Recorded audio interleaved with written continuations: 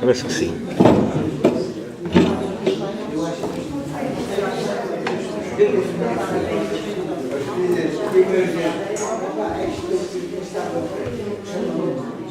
Pois, boa tarde a todos. Peço desculpa estar com o chapéu, só porque tenho sinusite e as diferenças de temperatura, mesmo com um bom dia de primavera como hoje, já estamos a ver fazem bom.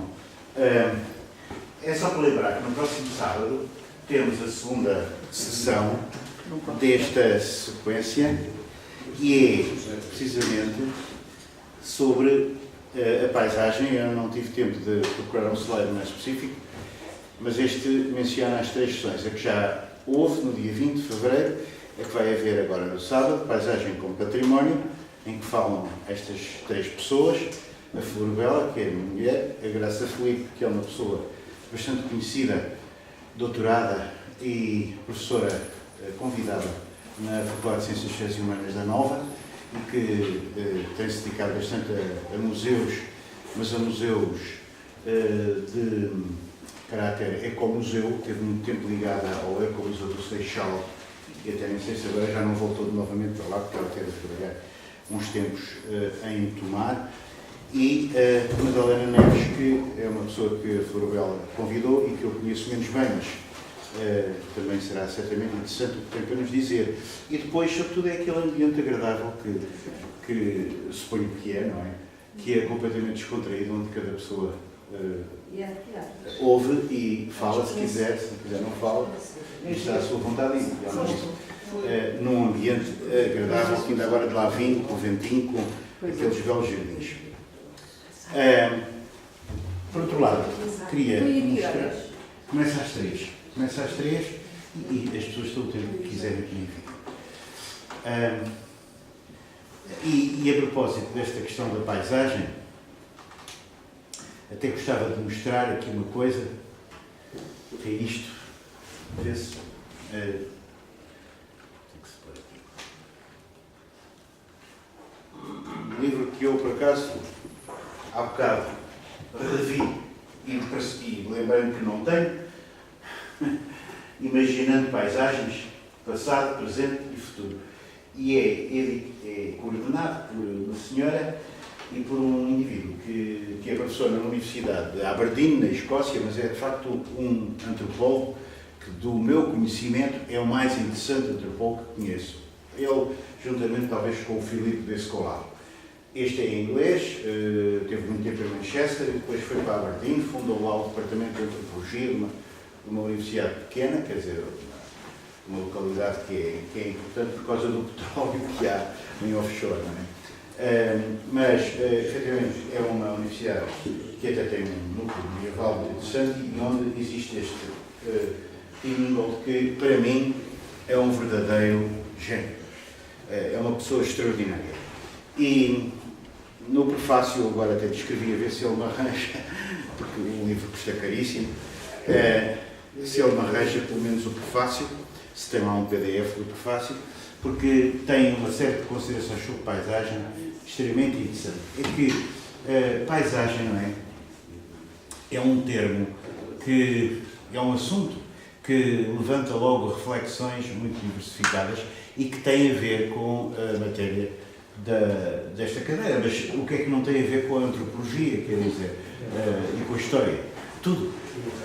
E realmente lembrei-me de dizer alguma coisa sobre isso, porque de algum modo pode servir de hors d'oeuvre, de introdução à sessão de sábado. Agora na sessão de sábado não se ouviu falar.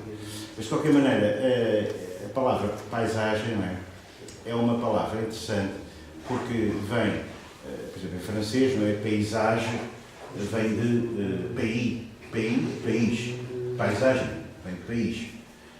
E é aquilo que um indivíduo vê do território a partir de um sítio onde se encontra, não é? Portanto, logo na palavra paisagem está implícita uma ideia de visão e de centralidade do sentido da visão relativamente a outros sentidos. Nós temos 5. Embora, de facto, ainda hoje de manhã, aqui na aula da Flor Bela, ela tinha lá uma indicação sobre paisagem e falava-se, por exemplo, de paisagens sonoras, porque a palavra paisagem depois foi-se estendendo de uma maneira enorme a outros campos conceptuais. Mas, realmente, a ideia inicial de paisagem, que é muito, muito intrínseca à nossa cultura ocidental, no fundo já vem desde os gregos, esta centralidade da visão, a importância que damos à visão, à imagem, esta ideia de centralidade da visão, no fundo, depois com a modernidade, com o racionalismo do século XVII e depois, ao longo do século XVIII, até hoje, reforça-se no sentido de uma divisão grande entre o objeto e o sujeito. O objeto é neste sentido, é tudo aquilo que nós podemos distinguir de nós mesmos, os sujeitos. Não é? Portanto, o objeto, neste momento, por exemplo, um dos meus objetos de visão é o conjunto da sala onde estão as pessoas que aqui se encontram. E assim por diante. Mas o objeto também pode ser no sentido mais abstrato, como é evidente, quando a gente fala de um objeto de estudo, não é? Ou de um objetivo e objeto têm uma conotação. Portanto, esta divisão muito profunda entre aquele que observa e a realidade observada tem muito a ver com outras dicotomias, como, por exemplo, natureza e cultura, porque a cultura estaria do lado do observador e a natureza do lado do observado. Portanto, nós objetivamos, nós transformamos em objeto no sentido não concretamente uma coisa material, mas também as coisas materiais, mas transformamos em objetos, quer dizer, em realidades que circunscrevemos e que separamos do seu entorno. Quando eu, por exemplo, foco a minha atenção neste objeto, é um bloco de apontamentos ou de notas, eu desfoco o que está à volta, não é? Se eu disser que é esta sala de aula que eu considero como objeto da minha visão ou da minha outra qualquer atenção, eu estou precisando de desfocar o que vejo pela janela e o facto de estar aqui um carro estacionado ou outra coisa qualquer. Ou se me concentrar demasiado, por exemplo, sei lá, nas horas ou no relógio, até perco a noção do que é que estou a dizer e desfoco dos conceitos que estou a tentar elaborar. Quer dizer que o objeto tem esse sentido vago ou vasto em filosofia e, de facto, em antropologia também. Não é? Eu posso escolher como objeto estudar, sei lá, um tema muito concreto, uma classe social, uma pequena localidade, uma pequena aldeia, uma comunidade qualquer, e posso usar como objeto, ou escolher como objeto, sei lá, a própria teoria da antropologia, não é? Portanto, o objeto é de facto qualquer coisa que tem a ver com esta dicotomia, ou com este pensar por dicotomias, que é um pensamento classificatório, muito típico de nós ocidentais. E que, por exemplo, nos distingue profundamente de quase todas as outras maneiras de encarar o mundo noutros pontos do planeta. Por exemplo, ontem estive a ler um livrinho, agora comprei um Kindle, que é o meu brinquedo, e que se torna muito mais barato, é próprio da Amazon, é exclusivo da Amazon, e tem que se mandar vir dos Estados Unidos, mas não é muito caro. E eu mostro já, eu tenho aqui por acaso. Um e-reader. É para ler e-books. É para e-books. E então, eu tenho aqui, por acaso comprei esta capa, não é assim grande coisa, Os da FNAC. propriamente, são estes. Pois. E tem, carrega-se aqui no botãozinho e vai direto à parte do livro que eu estou a ler. Posso comprar por aqui. Isto até parece uma coisa de propaganda, mas realmente é bastante interessante. E ontem estive a ler. Livros, e-books. É só para e-books. É só para ler e-books. Tem a vantagem que porque o computador, a gente eu tenho neste computador, tenho o software Kindle, como qualquer um pode comprar. E posso, portanto, ler livros Kindle e só que realmente é mais interessante este aspecto porque eu posso meter no bolso e em qualquer lado leio, no comboio, em qualquer lado. Mas é um livro só? Não, quantos eu queira, quantos estejam em formato Kindle e quantos queira comprar, Pode ter milhares. cada um tem o seu preço. Exatamente. Esse é que é o problema. Este livro, Imagining Landscapes, está também em formato Kindle, só que também em formato Kindle custa um dinheirão. De maneira que sei que eu escrevi ao autor a ver se ele me arranja uma forma qualquer de eu aceder a ele sem pagar não tanto dinheiro, não é? Mas até agora só comprei 2. Porque também tenho isto há poucos dias e também agora não quero gastar mais dinheiro. Mas desculpa, eu não estou a dizer. Isso, cada... Isto é o suporte físico. Mas de um livro. Só um livro. Não, isto é um suporte físico, é como quem compra um computador. Exatamente. Não sei se vocês dizem, é Sim, uma sim, tablet. eu É uma tablet. Foi informado que Compra-se na FNAC, Há uns que se vendem na FNAC, mas esses são próprios da FNAC e quer dizer... Mas é também se outra podem coisa. comprar através da Amazon. É evidente que Eu comprei, sim, o ano passado, ofereci o Absol 1 e veio através da Amazon, da Amazon alemã. americana, não é? Da alemã. Funciona muito bem. A mim, eu só sabia. É, a Até alemã como eu não sei funciona o muito nome, Pois nunca não, mas vou lá à depois em Amazon inglês alemã. é aquilo dá para... mas veio em inglês, doutor. Não. Os livros vêm na língua que estejam publicados. Não é? Pois. E há livros Exato, Kindle, por exato. exemplo, em português. Claro. Como se fosse um gravador. Sim, É só para ler. Compra, vem em Windows Exato. com os livros que quer. Escolhe. Exato, Escolhe, claro, paga, claro. através do Visa, não é? Através daqui, Pronto, convido. compra e fica logo. Podes comprar na FNAC um cartão, por Aliás, dá exemplo, para mais um cartão oferta, não é? E Sim. e pode-se fazer assim, não é? Claro. E depois vem com o carregamento que a pessoa Claro. quiser, Claro. depois compra os livros. E aqueles que estão em bases online, livros portugueses, por exemplo, literatura portuguesa que está em e-book já, depois pode-se passar do computador para aí, Exatamente. não é? Exatamente, são livros que ficam nada Posso Só que comprar aquilo um tem computador e material. depois vou guiar a minha library. Aquilo- dezenas de livros. Isso é melhor para os olhos, não faz mal, não tem alumínio, tem um tratamento Tem uma qualquer. vantagem, é muito pequenino e permite levar para qualquer lado. Mas acho que a parte disso tem uma tecnologia que não faz mal a leitura, porque os iPads, por exemplo, faz mal. Sim. E isso tem uma, como é que eu ia dizer, tem uma tecnologia semelhante ao papel, faz com que a pessoa esteja a ler isso como se estivesse a ler papel. Sim. Não tem o efeito, Sim. não é o efeito Quanto é que custou? 90 euros. Sim, quase isso. É, É. foi 90 o E a coisa que tem é que isto carreguei um bocadinho e nunca mais carreguei. Quer dizer, como é que carreguei? Liguei-o ao computador, tem um cabo, como se fosse uma máquina fotográfica, liguei ao computador e carreguei durante um bocadinho e até agora já tenho isto há uns dias bons. A pessoa pode trazer uma Tem biblioteca. regulação A de bateria dura luminosidade. muito tempo. Tem Digo, regulação de luminosidade esta. não sei, é capaz de ter. Eu ainda não sei muita coisa. A gente compra os aparelhos. Pode andar é com uma biblioteca ambulante. Pode andar com umas largas centenas. E eu comprei um sobre história da antropologia, que andei a ler. Já É giro, tinha. é muito giro. Eu também achei muita graça no verão. Portanto, é como se comprasse, compra um livro e mete aí Exatamente. o cartão. Depois tem que é assim mesmo. Se quiserem, para não parecer que estou a fazer aqui propaganda, estou a filmar, eu em offline posso explicar. Não, basta tudo através da internet, não é? É.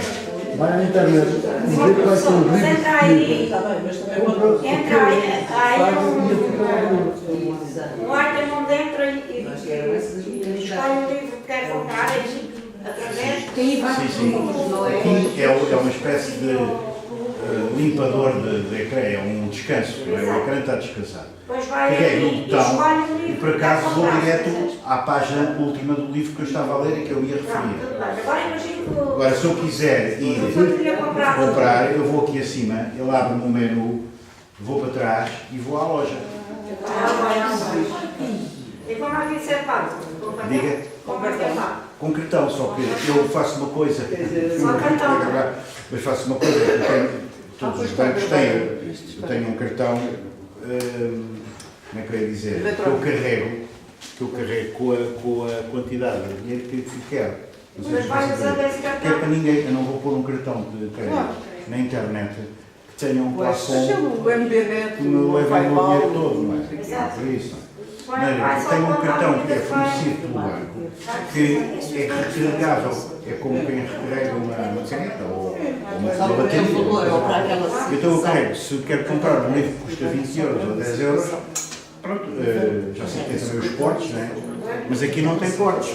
Não, porque ele vem diretamente para aqui. Pouco os portos. Aí fica aí diretamente. Exatamente. Tem que abrir uma coisa. Tá Tem bom. essa vantagem. É muito giro, isso por acaso achei muito engraçado. Apesar de eu gostar muito de papel, achei isso uma coisa muito... Daí, por isso é que comprei para oferecer ao meu genro, porque achei muito giro. É útil. E eu queria dizer que Estive a ler um livro de um autor que é especializado em assuntos chineses. Quer dizer, é um senhor que é sinólogo, não é?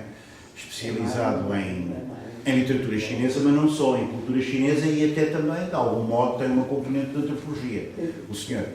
E ele tem um estudo muito interessante sobre o conceito de natureza e o conceito de paisagem, precisamente entre muitas obras que tem, que eu comprei e que estive a ler, não o li ainda todo, mas já li um bom bocado, e tenho, de facto, uma ideia interessante que é, enquanto nós fazemos uma divisão muito profunda entre nós e o território que conseguimos observar numa determinada posição, supostamente é sempre uma realidade dinâmica, porque nós estamos sempre a mudar de posição, nós não estamos parados, não?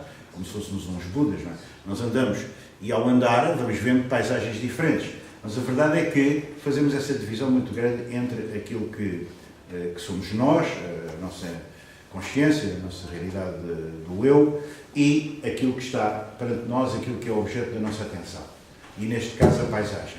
Enquanto, por exemplo, para os chineses não existe nada disso. E portanto, eles nem sequer têm uma palavra, segundo este autor, que se refira a ele como escreve em francês, ou moi, não é? Ou self, em inglês. Não tem nenhuma palavra que corresponda a este conceito. Eu, provavelmente, o que altera por completo, quer dizer, a gramática de algum modo fossiliza e transmite bem qual é a estrutura de pensamento de uma determinada cultura e realmente é totalmente oposta à nossa, não é? E é sempre uma realidade que, embora tenha dualidades, não é? E uma das principais dualidades do pensamento chinês é a dualidade entre o alto e o baixo, que depois tem ligações a muita coisa, mas, por exemplo, nomeadamente entre a montanha e a água, o curso da água, montanha refletindo ou referindo-se a qualquer coisa de elevado, permanente, duro, fixo, que permanece, que é contínuo. Tá? E a água, como há algo de fluido, que permanentemente se transforma, que muda, que circula, que aumenta, que diminui, com as chuvas, com as secas. Quer dizer, há um princípio, digamos assim, oposto ao princípio da montanha. Mas esses princípios estão sempre em tensão uns com os outros e correlacionam-se uns com os outros. Enquanto que no nosso pensamento as coisas são muito, nomeadamente em ciência, não é? Desde que o racionalismo se iniciou, no século XVII, nós, enfim, categorizamos-nos de uma maneira completamente oposta, não é? Sei lá, o homem e o animal, nós distinguimos o homem e o animal, nós temos consciência, o animal não tem, e outras coisas assim. Portanto, fazemos uma divisão muito grande entre o corpo e a alma, entre a matéria e o espírito e muitas outras divisões. Ora, o que é curioso, por exemplo, é que o Tim Ingold, que é um autor que eu conheço e que não é meu amigo íntimo, mas posso dizer que é uma pessoa que é minha amiga, de facto, defende esse conceito há muito tempo, não é? E realmente até disposto depois de falar mais em pormenor sobre isso. Ele tem um livro agora em francês, eu leio melhor francês que inglês, embora eu tenha até publicado coisas em inglês, bastantes coisas, etc. Tive que me adaptar ao inglês, mas a minha raiz, eu penso melhor em francês do que em inglês, além de português, é claro. E ele tem este livro muito interessante de Caminhar com os Dragões, não é? Que é já uma tradução até publicada na Bélgica, e depois tem aqui um outro chamado Estar no Mundo, qual é a nossa experiência comum, em que este senhor, Michel Lassault, que é um belga, creio eu, convidou o Tim Ingold e o outro que eu referi, o Philippe Descolat, são grandes nomes da antropologia, convidou para eles debaterem e dizerem um ao outro aquilo em que discordavam um do outro e aquilo em que coincidem. No que coincidem é que ambos defendem que a divisão que nós fazemos entre natureza e cultura não tem qualquer sentido. É um sentido que nos enviesa totalmente a nossa percepção do mundo, mas está impregnado na nossa mente. E tem muita coisa em que difere, claro. Mas só para dizer que aquilo que se vai falar no sábado, porque depois o que é que se passa com estes conceitos, como paisagem, património, eu sei lá, tanta coisa, não é? Mesmo até turismo, viagem, são conceitos que são muito usados na linguagem corrente e também fazem parte da nossa vida comum, não é? Quer dizer, a ideia de paisagem, quer dizer, quando vamos fazer turismo, o que é que nós vamos fazer se não ver paisagens? O que é no fundo o turismo? É uma forma muito curiosa de vender contemplação. Vende-se contemplação. Ou seja, nós compramos um pacote, ou usamos um pacote, pagamos para isso, para irmos a determinados sítios e para contemplarmos. Que é também o que acontece nos museus, não é? Nós pagamos o nosso bilhete, não é? Eu agora com desconto sério, outras culturas. para ir ver quadros E ver outras culturas. e ver outras culturas se possível, porque se for um museu de antropologia, mas mesmo qualquer museu mostra-me aquilo que eu, perdão, não vejo todos os dias cá fora, portanto vou ver outra coisa sempre, não é? Pois é, outra Que é natureza. outra realidade e outra natureza. Cada sítio é uma coisa. Cada sítio é diferente e se o museu não me surpreender, já não presta. Claro. De forma que o turismo consiste precisamente na venda de experiências, muitas delas visuais, por isso é que está tão ligada à ideia de turismo, desde o Grand Tour, não é? Mas o Grand Tour não havia a fotografia, mas faziam, os pintores faziam sketches e esboços e pinturas e aguarelas e toda a caixa de quadros de paisagens, nomeadamente paisagens sublimes, não é? Muito um tema tratado pelo Kant, tem uma obra sobre o sublime, sobre a questão do sublime, as montanhas dos Alpes, não é uma coisa que transcendia a imaginação humana, etc. E, portanto, o turismo está ligado muito à ideia de fotografia. Quando a fotografia é inventada no início do século XIX, e depois se vai cada vez mais desenvolver, registar os lugares por onde se passa, porque o turismo tem a ver com isso, não é? Tem a ver com o usufruto, com a fruição de paisagens e, portanto, tem a ver com a objetivação do mundo real como paisagem e essa objetivação como paisagem e também, já agora, como mercadoria. Porque se eu tiver a possibilidade de observar o pôr do sol em Veneza, quer dizer, eu fotografo, tenho uma boa fotografia de um bom pôr do sol em Veneza, ponho no Facebook ou ponho num site de fotografias e normalmente as pessoas vão dizer, que bonito isto é, não é? Portanto, quer dizer, há realmente ali um custo, que é o custo de chegar a Veneza, de por acaso apanhar um pôr do sol, ter a sorte de ser bonito, ter a máquina fotográfica boa para tirar a fotografia, daquilo que está conjugado, e eu consegui fazer daquilo um produto que, no fundo, me enaltece um pouco o ego. e a imagem junto dos meus amigos, entre aspas, que hoje estão muito ampliados devido ao Facebook. Vão ter muito lado. Há amigos para lá. Isto para dizer que, portanto, a experiência turística, a experiência fotográfica, a experiência da paisagem como objetivação e, de uma maneira geral até, a experiência do mundo como mercadoria, porque todo o mundo se transformou progressivamente em propriedade privada. Na verdade, nós temos, quando se dá a transição do século XVIII para o século XIX, nós sabemos que mesmo em Inglaterra houve, há uma palavra inglesa para isso que agora não me recordo, para não estar a dizer as neiras, não tento recordar-me, mas as terras comunais, não é? Aquilo que eram terras comunitárias usadas, por exemplo, para pastoreio, tradicionais, foram divididas umas das outras, com muros, e foram privatizadas. E esse processo passou-se também em Portugal, como é evidente, não é? Portanto, há serranias, onde eu, aliás, trabalhei como arqueólogo, que inicialmente eram baldios acessíveis a qualquer um, ao soldado, ao pastoreio, etc., e que foram portanto, divididas por muros. Portanto, essa divisão do território em propriedades e em muros e em coisas desse género, essa privatização mostra como todo o território, todo o mundo, todo o planeta se transformou numa espécie de mercadoria. E umas vezes é uma mercadoria. Está complicado. É só porque interrompo um pouco o raciocínio. É Estou a improvisar completamente, não é? Não estou a ler nenhum paper, nenhum papel, nenhum artigo, nenhum escrito, nem a seguir até nenhum PowerPoint, embora tenha aí umas coisas para mostrar.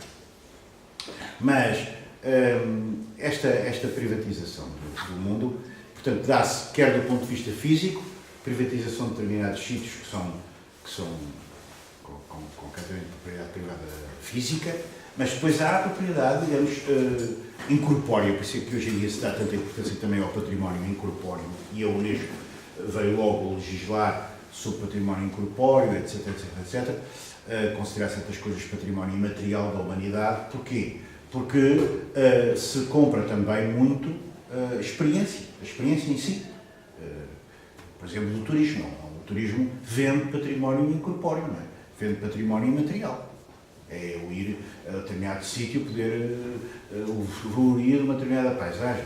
A paisagem está muito ligada a isto e é qualquer coisa que, por exemplo, o Ingold, em vez de landscape, da palavra landscape, não sei se isto está escrito, landscape, que é a palavra inglesa para paisagem, não é? Até propõe uma palavra mais interessante, porque no fundo, quando nós olhamos para um território, esse território não é um território de coisas objetivas, onde se passam objetos inertes, mas é um território habitado por pessoas, no sentido do inglês dwelling, não é? Quer dizer, num sentido de profunda ligação ao terreno, em que eu, se for falar com uma pessoa que trabalha no campo, ou que trabalha mesmo no seu trabalho normal, não vou perguntar-lhe qual é a sua paisagem. Ele não me vai dizer, olha, a minha paisagem é este escritório, ou a minha paisagem é aqui este campo de lavoura, ou a minha paisagem são aquelas serranias lá ao fundo. A palavra paisagem implica sempre um destacamento do sujeito, um desengajamento, um afastamento do sujeito em relação ao objeto observado. Isto é, implica sempre, e nasce precisamente na Renascença, com o desenvolvimento da pintura de paisagens, precisamente, e com essa objetivação que é criada pela linha de fuga, não é? O quadro obedece a determinadas regras geométricas por forma a dar-nos a impressão de ser uma janela. Quando olhamos o quadro, vemos uma paisagem em perspectiva, real. Quando, evidentemente, ele está a 2 dimensões, mas é como se estivéssemos a ver uma janela. Isto é como se estivéssemos a ver uma realidade a 3 dimensões, com o ponto de fuga, com a linha de fuga, que é aquela que se adapta à nossa retina por forma a dar-nos a ilusão da realidade a 3 dimensões. Ora, o Ingold até fala, ou sugere, que o que as pessoas fazem numa paisagem, ou seja, num território, é tarefas. Seja um território urbano, eu olho através de uma janela para um ambiente urbano, sei lá, numa rua, ou olho através de um autocarro de turismo que para num sítio para uns campos e vejo normalmente pessoas a fazer qualquer coisa. Não é?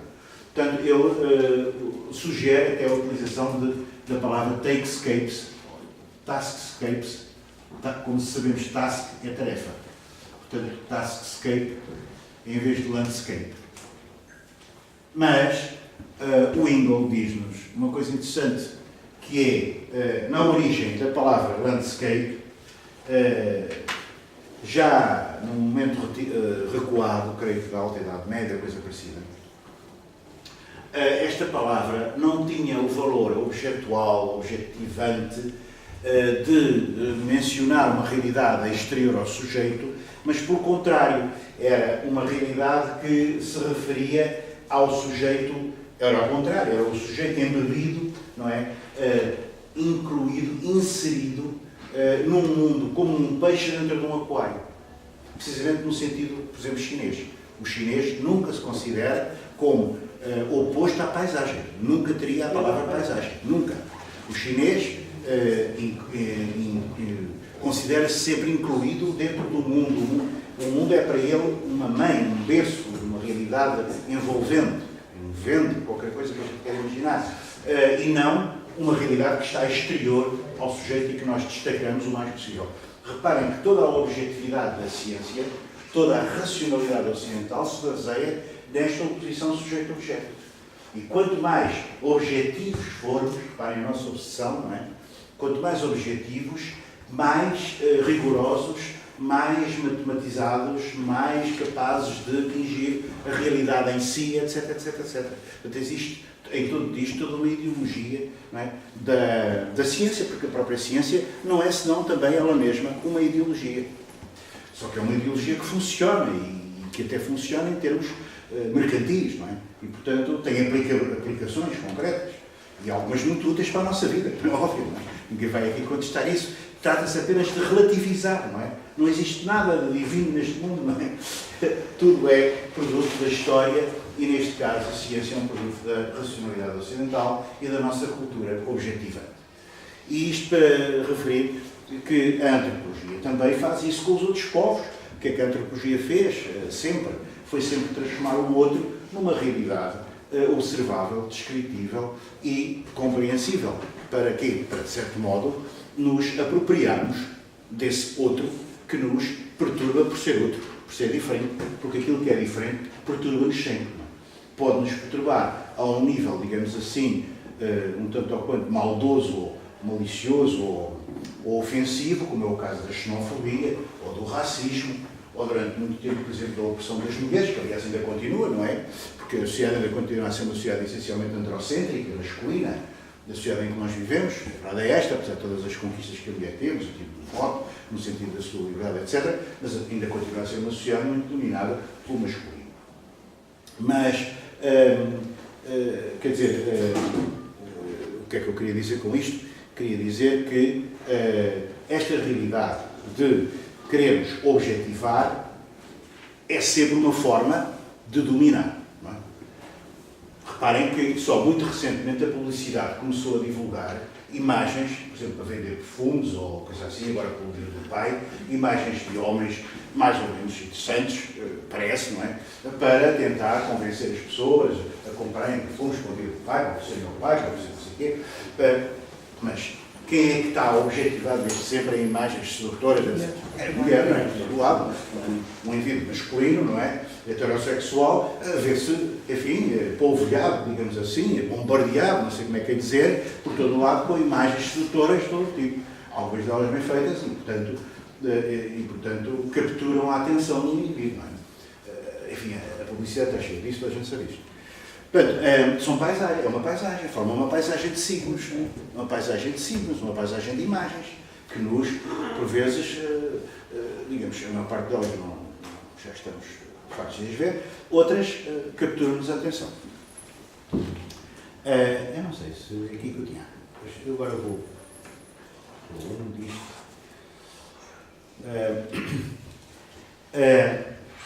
O Ingold, eu tenho aqui precisamente um livro que eu li há bocado, projetei, Caminhar com os Dragões, que é um título poético, no qual ele tem aqui um trabalho interessante, bastante envolvente, porque não trata só da questão da paisagem, mas se refere provavelmente à paisagem, porque ele tem um livro muito conhecido chamado,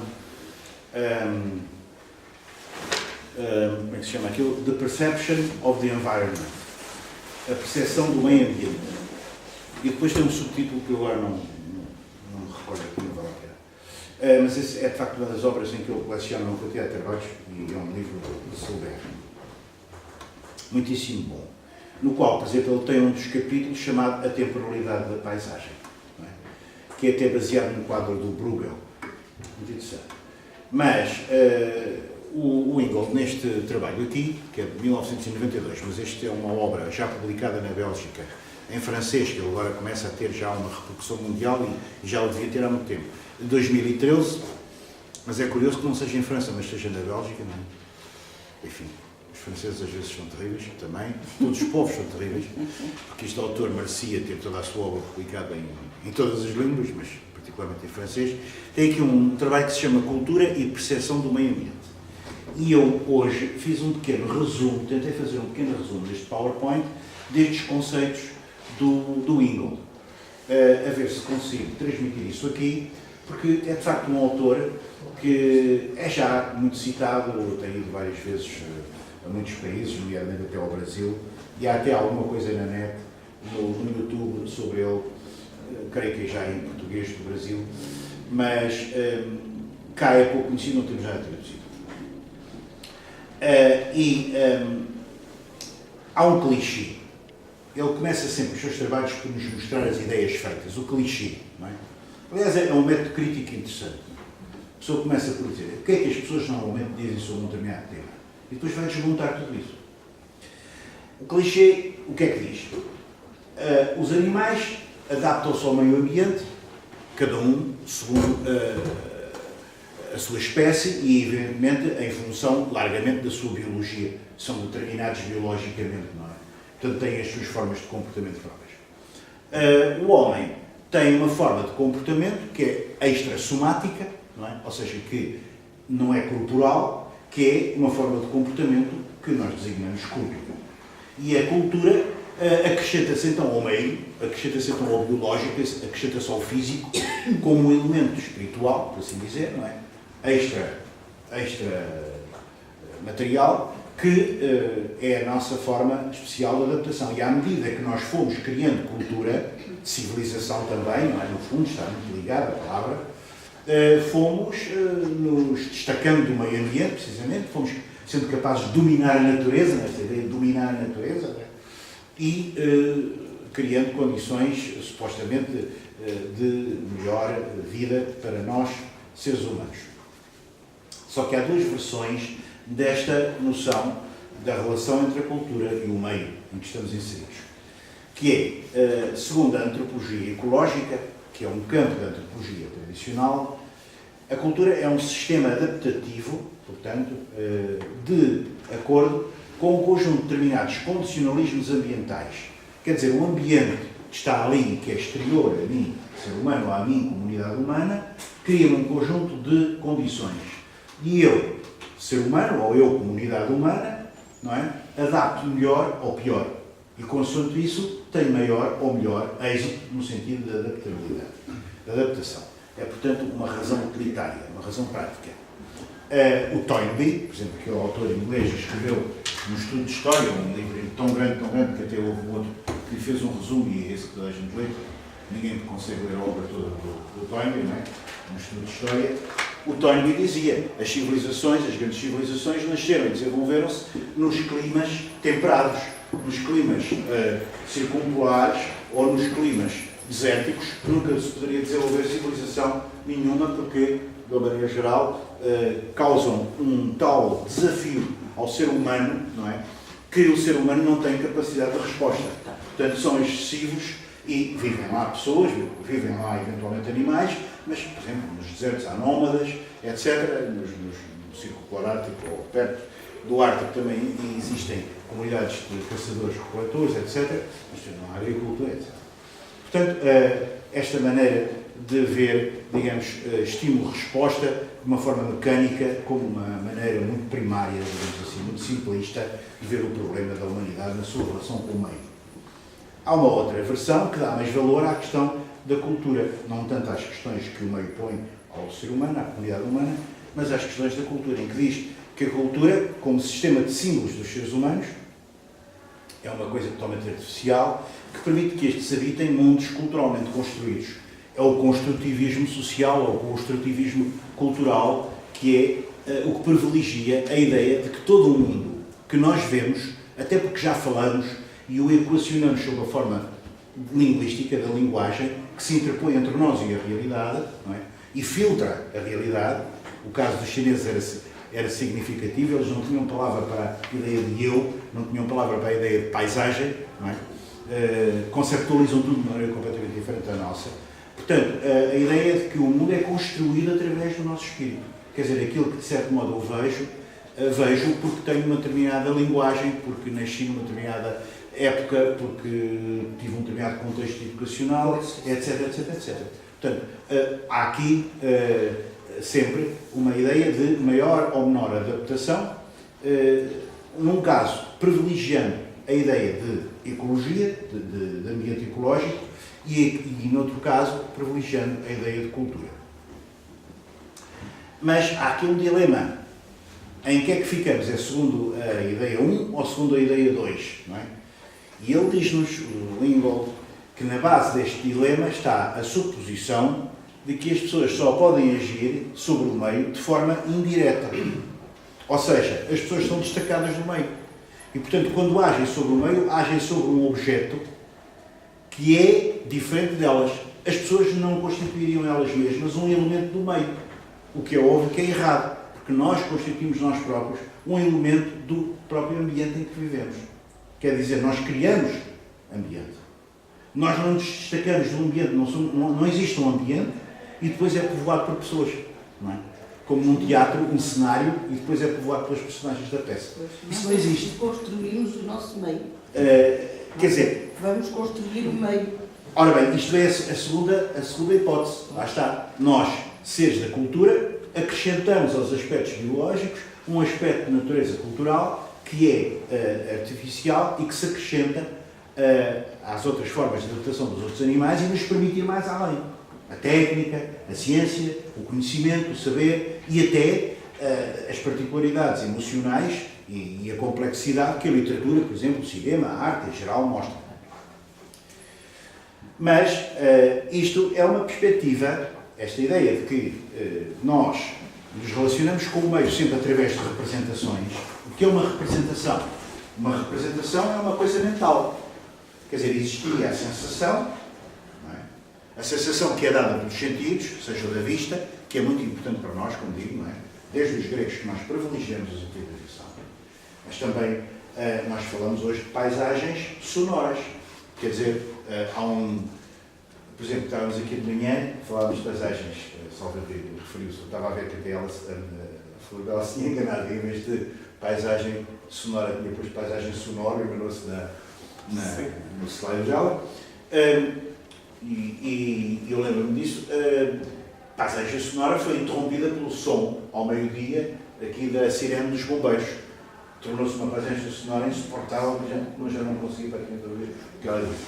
Mas nós sabemos que as paisagens sonoras têm uma importância enorme sobre nós. Até há, como sabem, discos, não é? Relaxantes, passarinhos ou ondas do mar. A pessoa está em casa, os passarinhos. Havia um amigo meu que Até há técnicas de relaxação com base, portanto, na paisagem sonora, não é? É imaginar estar na praia com os sons do mar, não é? Exatamente. É uma maravilha. Calma. A publicidade. A paisagem sonora. A localização. Quanto mais forte está o mar, mais relaxada a Aquele ritmo das ondas. A publicidade cada vez mais usa a paisagem sonora para influenciar as pessoas. E depois, em todos os aspectos, quer dizer, se há coisas que nos acalmam, há outras que nos excitam em vários sentidos, não é? Certas músicas, eu lembro da música do Gainsbourg e daquela mulher dele, não é? Que era Je t'aime moi non plus, onde, meu Deus, a gente ouvia aquilo e começava a ser envolvido assim num ambiente todo ao quanto, enfim, erótico. Portanto, quer dizer, a paisagem sonora, quer dizer, há realmente um som de silveiro de pássaros, o som do vento, o som do mar, este som, aquele som, ou determinados sons tipos que tiveram na guerra e que são traumatizados, por exemplo, pela guerra, ouvem determinados sons e ficam completamente perturbados, não é? Porque têm esse trauma que os acompanha. Portanto, existem paisagens sonoras, mas existem paisagens odoríferas. Eu posso passar num sítio, não é? E sentir um cheiro a cafés, por exemplo, numa rua, já não se sente, porque já não há essas casas que vendem café e que o café... Mas em Capuri, quando era miúdo, passava lá pela rua,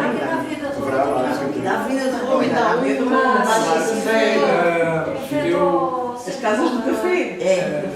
Eu tinha um amigo que era cego e várias vezes viajei com ele e ele gostava muito de ir com a janela aberta, mesmo no inverno. E ele dizia assim: estamos a passar por um pinhal. Estamos a passar por um pinhal. Exatamente. Essa experiência, aliás, é muito interessante. Perdão? É através do cheiro. Exato. Estamos a É passar por um que, pinhal. justamente, até quando o indivíduo está desprovido de um dos sentidos, neste caso, um sentido para nós tão importante como é o da vista, revaloriza muito os outros, não é? E os outros avivam a memória noutras coisas. Às vezes tem um determinado cheiro. Claro, E claro. vai buscar outras Esse cheiro reminiscências. traz-nos reminiscências incríveis. E, de facto, o cheiro da caruma, por exemplo, quando éramos miúdos, íamos brincar para os pinhais, sei lá. O eucalipto, as vacas do eucalipto. O eucalipto, quando está acho que é na floração, mas passa pelo principal do cheiro Todos nós temos essa, no fundo, convivemos todos mais ou menos estressados. A verdade é que a vida é um pouco estressante. Uma coisa curiosa, quando vivi muitos anos na Aldeia, eu vivi muitos anos na Aldeia e depois fui para Lisboa. E aos fins de semana, quando casei, aos fins de semana, regressava à aldeia, normalmente ia uma vez por mês. E eu quando chegava aí a 2 km, mais ou menos, antes de entrar na aldeia, eu sentia o cheiro da aldeia. E a minha mulher nunca conseguiu perceber isso.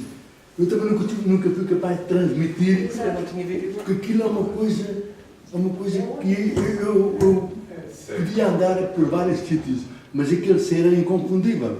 Ao ser da minha aldeia, eu não sei se isso é mania minha, mas eu acho que não. E ela, passados uns anos, começou a perceber, aliás, os meus filhos, depois começaram a perceber disso, e eu achava piada, porque eles também faziam esta, brincavam na aldeia e depois vinham para Lisboa, mas nas férias iam para lá. E eles no carro diziam assim, já me está a cheirar ao pombalinho. É uma coisa impressionante. Tem a ver com as culturas, tem a ver com os matos, tem a ver com o tipo de flora. Da flora, exatamente, é isso que eu Os digo. meus Tem amigos muito mato. ainda hoje não percebem o que é isso. Ainda descer ao pombalinho. Claro, o pombalinho é uma terra que fica ao lado da Zinhaga, que é a terra do Saramago. De maneira que aquilo dá um cheiro que eu identifico. Agora repare, quer dizer, quando está a sentir esse cheiro, está imerso dentro da sua aldeia, dentro de qualquer coisa, não vê isso como uma paisagem propriamente dita. É uma paisagem olfativa. Quando muito já podemos usar a expressão paisagem olfativa, ou odorífera, ou o que se chama, ou o que se queira, porque já de tal modo abstraímos na noção de paisagem, não é?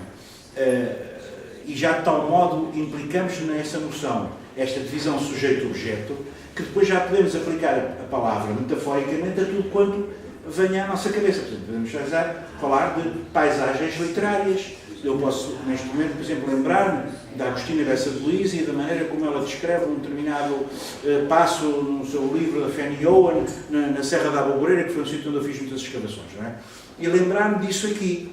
E isso ser uma paisagem literária, não é? Aliás, existem pessoas aí a fazer estudos e até a fazer trabalhos sobre estas questões das paisagens literárias, não é? Porque há determinadas paisagens que nos evocam livros que a gente leu. Portanto, de tal modo abstraímos a ideia de paisagem que ela depois já se aplica ao incorpóreo, precisamente.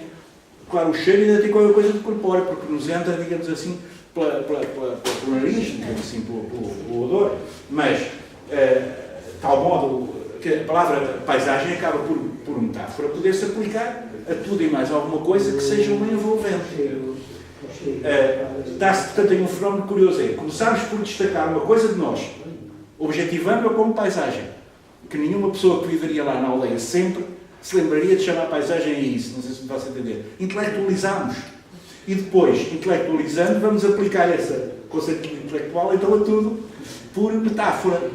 Quer dizer, demos-lhe a volta por cima, ou por baixo, como quer. Desculpa, e provavelmente se não tivesse saído do lado da terra, não diria, não estava a cheirar. Exatamente. Não senti isso. Não sente. Exatamente. É por contraste e por abstração. Quer dizer, destacou-se da terra para poder depois já conceptualizar a terra como uma coisa que tem um cheiro que não tem fora quando está fora. Já entrou no domínio da representação. Da representação, precisamente. Lá está a passagem da sensação à representação, ou seja, a passagem dos sentidos, daquilo que é mais próximo do corporal, do físico, não é? Da sensação que os sentidos nos dão, seja o tato, seja a vista, seja o olfato, seja o que for, o ouvido, etc., gustativo, passou para o domínio da cognição. E a cognição pode ser muito falsificante. Quer dizer, nós neste movimento, aliás, é um assunto tratado por filósofos ao longo de sempre, desde Platão ao Aristóteles até hoje. Eu no sábado, por acaso fui ao Porto, no último sábado, ouvi 2 palestras de uma associação a que estou lá ligado, 2 palestras completamente diferentes, uma era sobre questões de música e outra sobre precisamente uma obra de um filósofo português interessante, que é o Fernando Gil. Infelizmente já faleceu, mas o irmão dele está vivo e ainda dá, não sei se está apresentado, mas de qualquer modo está ligado à Universidade Nova África de Ciências Sociais e Humanas, que é o G. Gil. E tem uma série de livros também muito interessantes. Mas o Fernando Gil era um filósofo de facto bastante denso. Eles eram ambos irmãos de Moçambique e vieram de lá e foram para o estrangeiro. E o Fernando Gil deu aulas em França, era um indivíduo muito conceituado. E houve uma rapariga que está a fazer tese de doutoramento dela, ela estava completamente compenetrada, quer dizer, a paisagem dela era o Fernando Gil, quer dizer, e a obra do Fernando Gil, o pensamento do Fernando Gil.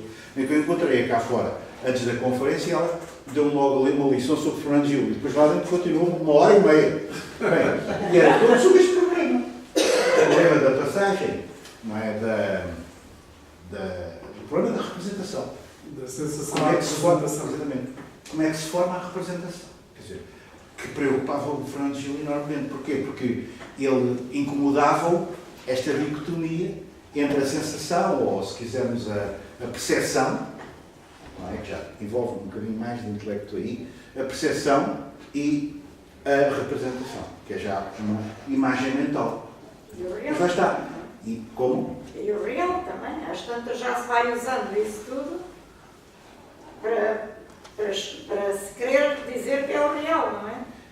Quem utiliza acaba por nos incutir na mente uma coisa que não é, que é o real, não é? Acaba por ser muito fácil. Outra palavra que nos dava aqui, Pano também. pano para mangas, que é a questão do que é a realidade. O que é a realidade? Cada um tem a sua, não é? A diferença entre a realidade e o real, que para alguns autores é importante, e por aí fora. Mas eu estava a ouvir, desculpa, eu estava a ouvir o colega a falar do cheiro da terra dele. E a minha, eu sou alentejana, e a mim acontece também em relação ao Alentejo. Eu até costumo dizer, eu acho que só quem é alentejano, e se calhar o que eu sinto enquanto alentejana, sentem os outros enquanto sentem outra terra qualquer. É quando eu chego ali, àquela terra, aquela terra não é a minha terra, é mesmo o Alentejo em si, há aquelas planícies. Eu digo, há um sentimento profundo que se apodera de mim. Não sei porquê, também não sei explicar. Eu sei que ao chegar ali, àquelas planícies, há uma coisa profunda ali que nos liga. É um sentimento de paz. É Não é? É um funcionamento. Eu acaso tenho Identificação profunda entre a pessoa. eu às vezes digo, se ela é sentida, só não Se não te sabe. importa, eu gostava só de falar numa outra questão. Há uma situação muito interessante para mim que é o género. Eu, por exemplo, na parte musical, ontem tivemos essa conversa, os dois. Eu, por exemplo, quando ouço aquelas canções da minha geração, quando era novo, eu não consigo ouvir aquela canção como se fosse uma canção normal, como se fosse a canção do dia. Há certas canções que me fazem doer. Não sei se me percebes. A mim, eu estava a ouvir uma canção quando eu tinha 20 anos. Às vezes prefiro não ouvir, faz-me doer. Faz-me doer porque faz-me lembrar que tinha 20 anos, pronto, há uma série de coisas que uma pessoa que envolve. Mas curiosamente, eu fiz a pergunta à minha mulher, e pergunto-lhe assim, olha, quando tu ouves isso, tu não sentes assim uma tristeza, uma nostalgia? Ela diz que não. Porque cada pessoa é um mundo, não é? Cada pessoa é um mundo, não é? Eu às vezes dou comigo, às vezes estou em casa e estou a ouvir uma música mais recentes. e de repente dou uma música qualquer e momentaneamente fico logo com a arte. Repare porque é que as pessoas, no fundo, Eu digo assim, já não há motivação. músicas como estas. Não, mas continua a haver sempre. Vitor, eu digo assim, já não há músicas como estas. Há muito Eu acho que música. Mas essas ficam. Até pode ser uma má música, não é? Mas foi a época, foi qualquer coisa que a pessoa se Até pode nem ser. As conotações, as tais sinestesias que nós temos, não é? Há determinadas músicas que nós dançámos ou que ouvimos em determinados contextos, com determinadas pessoas, uma realidade que já não existe. imediatamente. Já acabou. A música é isso. Não sei se não existe, porque aí é que é curioso. Não, É que há uma relação, nós muitas vezes tendemos a ver o passado como alguma coisa que está completamente lá atrás e que tendemos a ver o tempo como uma coisa linear, como uma realidade linear. E não é verdade, quer dizer, efetivamente, por exemplo, uma pessoa da nossa idade, em geral, não é? Há aqui pessoas de idades diferentes, mas de uma maneira geral somos todas pessoas de uma chamada terceira idade, tem uma riqueza de sinestesias, quer dizer, de associações, de conotações e de experiência vivida, não é? Que não tem um jovem com 17 ou 20 anos, não é? Pode sentir coisas muito intensas, mas falta-lhe a vida, falta-lhe essa realidade. Que é decantada, cada uma decanta à sua maneira, de uma maneira extremamente complexa. Agora, eu penso que justamente não existe essa diferença entre passado, presente e futuro, até porque isso é uma velha questão.